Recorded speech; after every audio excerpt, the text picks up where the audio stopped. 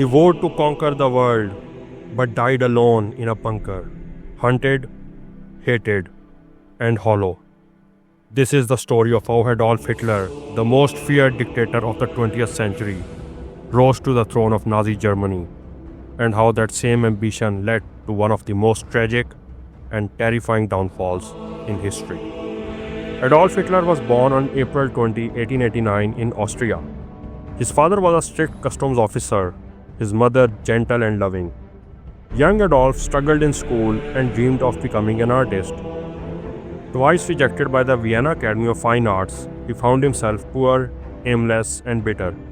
It was during these years that Hitler began absorbing anti-Semitic, nationalist, and authoritarian ideas that would later shape his ideology.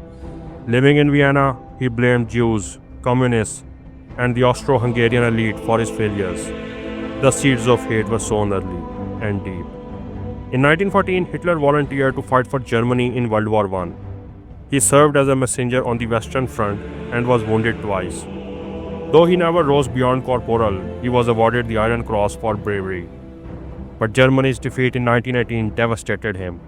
Like many Germans, he believed in the stab in the back myth that traitors, Jews, and Marxists had conspired against the nation. This belief turned his resentment into fanaticism. Germany's loss became his personal vendetta. After the war, Hitler joined a small nationalist group called the German Workers' Party. He quickly rose through its ranks with his fiery speeches and propaganda skills. In 1920, the party was renamed the National Socialist German Workers' Party, or Nazi Party. In 1923, he attempted a coup, but it failed. He was arrested and sentenced to prison. Hitler emerged from prison more determined than ever. Using the democratic system he hated, he climbed into power. By 1933, he was appointed Chancellor of Germany. 1 year later, he became Führer, Supreme Leader. Democracy died, and a dictatorship was born.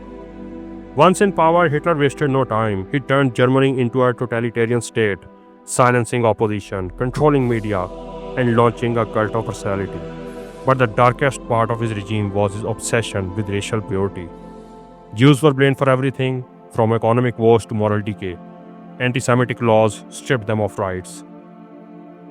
What followed was the unthinkable, the Holocaust. Over 6 million Jews were systematically murdered in ghettos, concentration camps, and gas chambers. Millions of others disabled, exterminated. Hitler's final solution wasn't just genocide, it was industrialized murder. Humanity had never seen such cruelty on such a scale. In 1939, Hitler invaded Poland, triggering World War II. Fueled by his dream of dominating Europe, he swept through Belgium, France, and much of the continent. At first, the Nazi war machine seemed unstoppable, but Hitler's overconfidence was his weakness. In 1941, he launched Operation Barbarossa, invading the Soviet Union. It was a fatal miscalculation. The Russian winter, fierce Soviet resistance, and supply failures turned the tide against Germany.